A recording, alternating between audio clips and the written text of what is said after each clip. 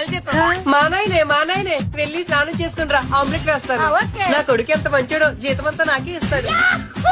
అమ్మా బయలుదేరు, మనం బీచ్ కి వెళ్దాం, అట్నుంచి సినిమాకి వెళ్దాం, అట్నుంచి రెస్టారెంట్ కి వెళ్ళి మంచి ఫుడ్ తిందాం. మా నాయనే ఏది టేస్ట్ చూడు. బా సూపర్ గా మటన్ టేస్ట్. ఏదైనా మటన్ ఉండాలంటే ఈ ప్రపంచంలో ఎవరైనా సరే నీ తగ్గ సరే అన్వేషి తినేద్దాం.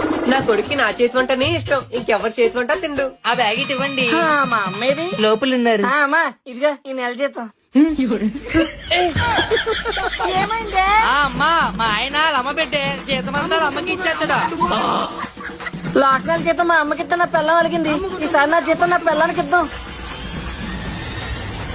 ఇదిగంటే ఈ నెల జీతం. ఏమండో సుజాత గారు, పెళ్ళైతే కొడుకులు మారిపోతారండి, జీతాలు పిల్లలకి ఇస్తారు, మనకెందుకు ఇస్తారు?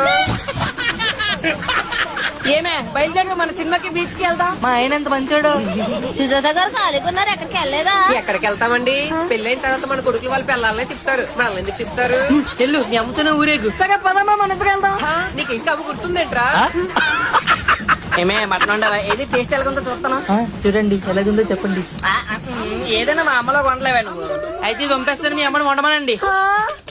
ఇదేట్రా బాబు, పెళ్లి చేసుకుని తిరగవుతుంది. అమ్మకి ఇంపార్టెన్స్ ఇస్తే పిల్లం ఊరుకోట్లేదు, పిల్లకి ఇంపార్టెన్స్ ఇస్తే అమ్మ ఊరుకోట్లేదు. మధ్యలో నేను నలిగిపోతున్నాను.